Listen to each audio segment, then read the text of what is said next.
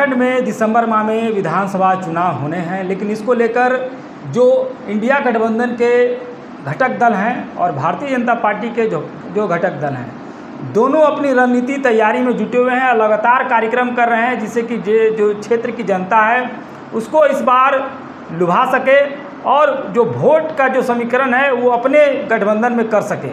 और इन्हीं सभी मुद्दों को लेकर के आज हमारे बीच बैठे हैं भारतीय जनता पार्टी के नेता सुनील सिंह। उन्हीं से जानते हैं कि वर्तमान में झारखंड की जो राजनीति चल रही है, अब लोकसभा चुनाव संपन्न हो गया और अब जो जुलाई महीना है, मात्र 4 महीना बचे हैं जहां पर विधानसभा चुनाव झारखंड में होंगे।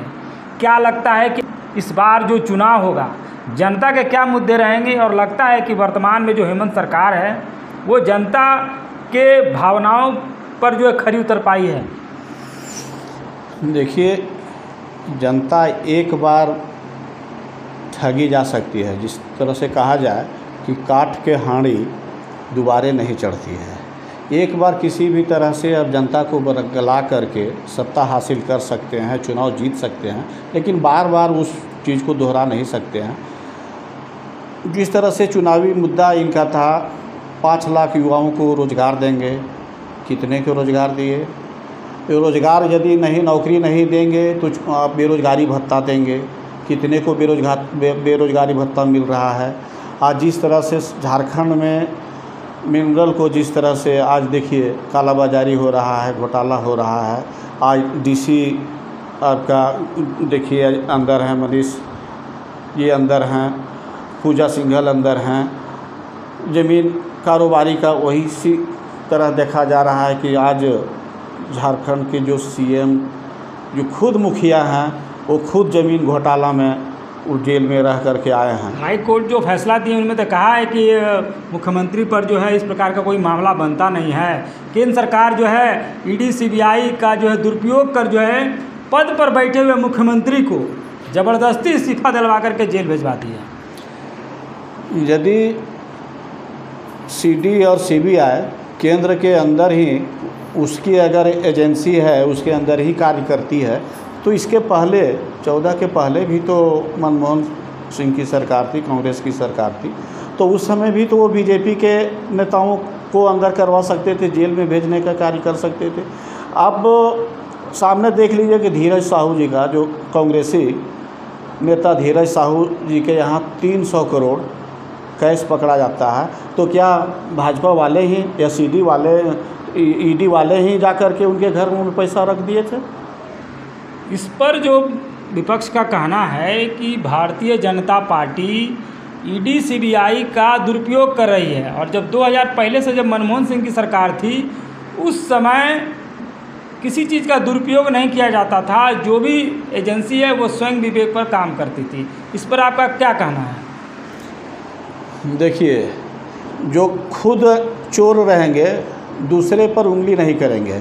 तो कांग्रेस के समय में तो खुद देख रहे थे ये स्पेक्ट्रम घोटाला था, 2G घोटाला था, कोयला घोटाला ही घोटाला हो रहा था। तो वो तो सोचेंगे कि ईडी को कहीं हम दूसरे के ऊपर। बीजेपी के सरकार में घोटाला नहीं हुआ है, तो बीजेपी के सरकार में घोटाला हुआ है तो कांग्रेस का काम था उजागर करना।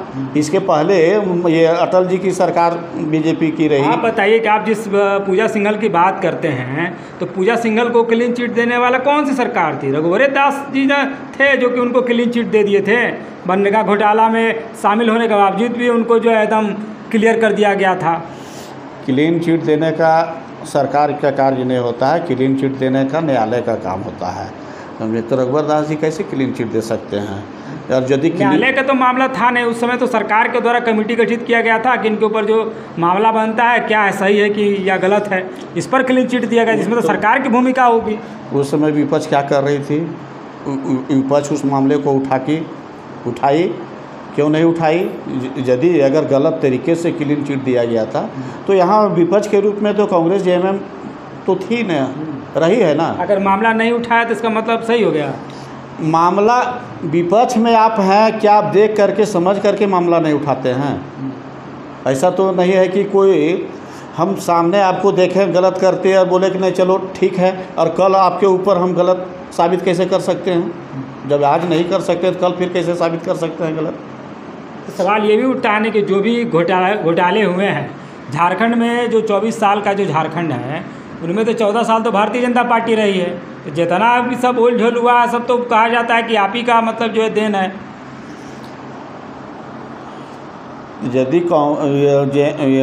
भाजपा सरकार में यदि घोटाला हुआ तो विपक्ष किन किन मुद्दों पर आवाज़ उठाया, और न्यायालय क्या आपका पक्ष और विपक्ष पार्टी देख करके न्याय करती है? न्यायालय में तो ऐसा नहीं कि बीजेपी के नेता को क्लीन चिट न्यायालय दे रही है और जेएमएम और कांग्रेस के नेता को आरोपी बना रही है। ऐसा होता है क्या? आप देख रहे हैं जिस तरह से ट्रांसफ़र पोस्टिंग का जो चल रहा है, उद्योग चल रहा है, किस तरह से एक थाना में बैठे हुए आपका ये हटिया विधानसभा का, मैं रिंग रोड सिमलिया में रहता हूँ। एक बार मुझे जाने का अवसर मिला, मैं चतरा जा रहा था 4 बजे भोर में, और जब देख रहा हूँ कि रातों थाना के सामने, थाना के पुलिस पेट्रोलिंग के सामने हज़ारों की संख्या में अवैध रूप से लदा बालू से लदा ट्रैक्टर पास कर रही है और वो रुपया वसूलने में लगी हुई है। 1-2 ट्रैक्टर पकड़ी जाती है और वाहवाही लेने के लिए रातू क्षेत्र में अवैध रूप से लदा हुआ 2 ट्रैक्टर पकड़ी गई। तो ये तो एक भ्रष्टाचार का मामला है, इस पर तो विपक्ष को आवाज़ उठाना चाहिए। अभी आप विपक्ष में आवाज़ क्यों नहीं उठाते? हमेशा आवाज़ उठा रहे हैं। हमारे प्रदेश अध्यक्ष बाबूलाल मरांडी जी हमेशा आवाज़ उठा रहे हैं, बालू के ऊपर ये शुरू से आवाज़ उठा रहे हैं। लेकिन ये सरकार जो ऐसी कुंभकर्णी नींद में सोई हुई है, जो गूंगी और बहरी सरकार है, न उसको सुनाई दे रहा है और ना ही उस पर कुछ संज्ञान ले पा रही है। सवाल हम मुद्दे पर आते हैं कि जो चुनाव है 4 महीना बाद, क्या लगता है कि सरकार बनेगी भाजपा की या फिर विपक्ष में ही बैठेंगे आप लोग? यदि इस सरकार के कार्यकाल इस तरह से जब घोटाले पर घोटाला जब हो रहा है, कोयला का घोटाला, बालू का घोटाला, आपका पत्थर का घोटाला, जिस तरह से यहाँ माफिया सरकार आपका, जिस तरह से आपका ये कह सकते हैं कि ट्रांसफ़र पोस्टिंग में जिस तरह से ये उद्योग जो पनप रही है, जिस तरह से आपका ये ग्रामीण में उग्रवादी, शहर में अपराधी जिस तरह से बेलगाम हो गया है, महिलाएं सुरक्षित नहीं है, युवाओं को रोजगार नहीं मिल रहा है, कि किसानों की क्या स्थिति है, जो सब देखते हुए यदि जनता क्या चाहेगी कभी कि फिर इस सरकार को हम लावें? आप जो रोजगार की बात करते हैं, केंद्र में आपकी सरकार है, तीसरी बार सरकार बन गई है, कितना रोजगार दिए हैं? जबकि मोदी जी कहते हैं कि 2 करोड़ रोजगार जो है हम प्रतिवर्ष देंगे। 2 करोड़ दिए हैं?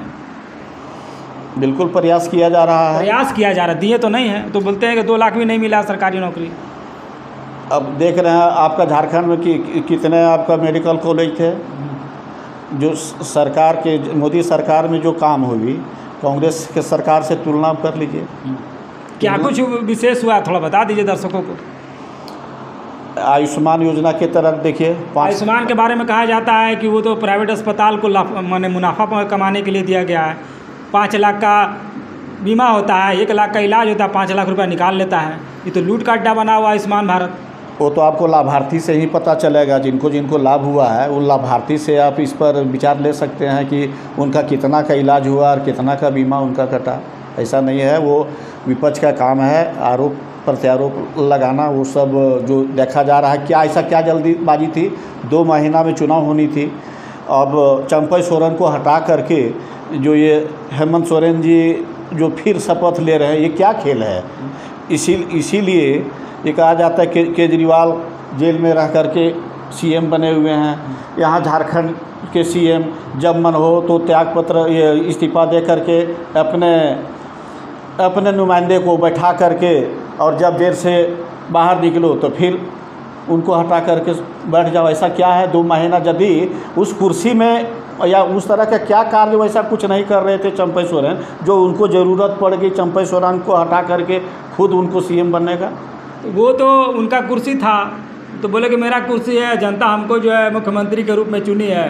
तो जेल में तो हमको बीजेपी वाले जो है फंसा करके भिजवाए थे, अब बाहर निकले हैं तो हम तो मुख्यमंत्री बनेंगे, तो वो मुख्यमंत्री बन गए। इसमें आप लोग को दिक्कत क्या है? बीजेपी फंसा करके भेजी तो अब न्यायालय में मामला है, तो न्यायालय में तो कोर्ट का काम है देखना।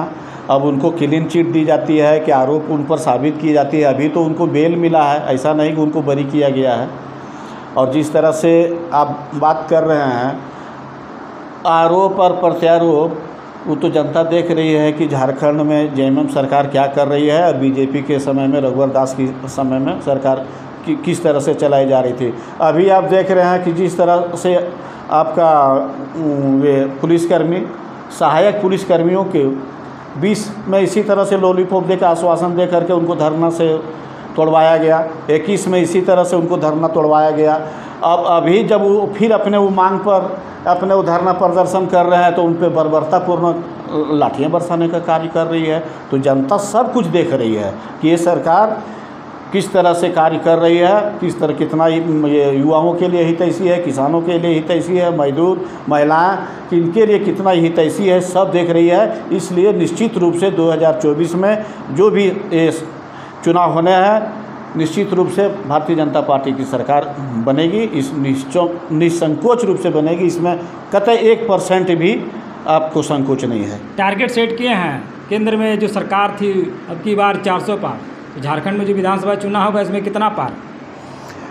अभी तक ऐसा कुछ कॉन्सेप्ट नहीं आया है, कोई हम लोगों को उस तरह का सुनने को नहीं मिल। जो भी केंद्र के द्वारा हम लोग को निर्देशित किया जाएगा, जो भी प्रोग्राम तय होंगे, जो भी कॉन्सेप्ट तय होगा उसके तहत हम लोग कार्य करेंगे।